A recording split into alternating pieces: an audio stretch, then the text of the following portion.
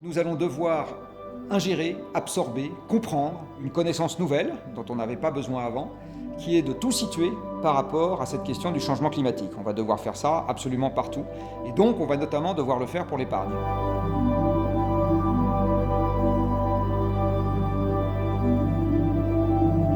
Bonjour, je m'appelle Jean-Marc Jancovici, je suis associé d'une société qui s'appelle Carbone 4, président d'une association qui s'appelle The Ship Project. Je suis enseignant et je suis également membre du Haut Conseil pour le climat. On a toujours beaucoup de mal à comprendre ce que veut dire une élévation de la température moyenne de quelques degrés de la planète, parce que la seule élévation de température qu'on soit capable de comprendre facilement, c'est celle que nos sens perçoivent. Et si je suis malheureusement brutal, mais très direct, un monde avec 4 degrés de plus, c'est un monde où il y a la guerre partout.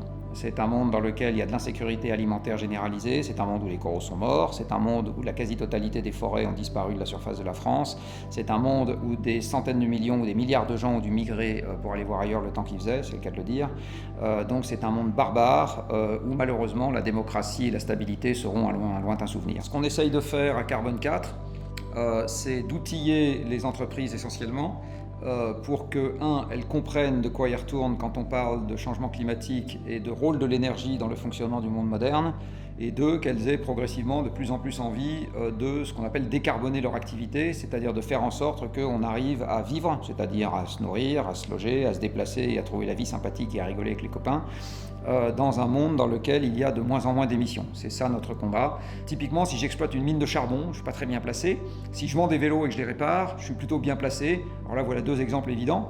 Mais on est capable d'appliquer cette méthode à absolument n'importe quelle société, de n'importe quel secteur. C'est une question éternelle de savoir si l'environnement et l'économie se marient facilement. Et malheureusement, la réponse est parfois oui et parfois non. Il y a un certain nombre de cas de figure où si on est favorable à l'environnement, on est, entre guillemets, immédiatement défavorable à notre porte-monnaie.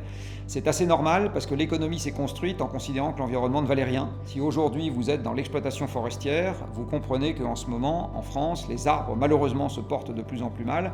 Alors, outre que l'idée fixe que je suis trouve toujours ça un peu triste, parce que moi j'aime bien les arbres, ça a également un impact directement économique pour toute la chaîne qui dépend des arbres. Donc les gens qui font des meubles, les gens qui font des parquets, les gens qui font de la construction. Un exemple sur l'utilisation de la méthode qui s'appelle Carbon Impact Analytics, donc qui note l'impact des entreprises sur le climat avec un produit d'épargne. Vous allez chez votre conseiller en gestion de patrimoine, il va vous dire « Tiens, je vous conseille tel support d'assurance vie ». Alors dans votre support d'assurance vie, vous allez trouver des obligations d'État. Donc vous achetez de la dette française, de la dette italienne, de la dette espagnole, etc.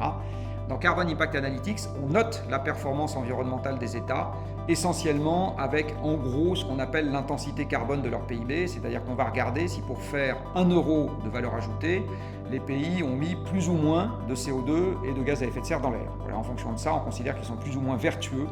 Et donc c'est mieux d'acheter de la dette française que de la dette australienne, par exemple, parce que les Australiens mettent plus de CO2 dans l'air pour faire 1 dollar ou 1 euro de valeur ajoutée que les Français. La manière dont on va s'en servir en ce qui concerne Rift, c'est d'aider les épargnants à comprendre ce que vaut quelque part en termes d'impact sur le climat et en termes d'impact du climat sur l'activité, le portefeuille dans lequel ils ont investi leur épargne. Ça leur permettra d'une part de dialoguer avec les gens qui gèrent leur épargne, en leur disant je voudrais que ça se passe plutôt comme ceci, que ça se passe plutôt comme cela. Et d'autre part, ça leur permettra à un moment de faire masse, c'est-à-dire que vraisemblablement, on va voir émerger dans le monde associatif des gens qui s'empareront de cette problématique et qui la pousseront.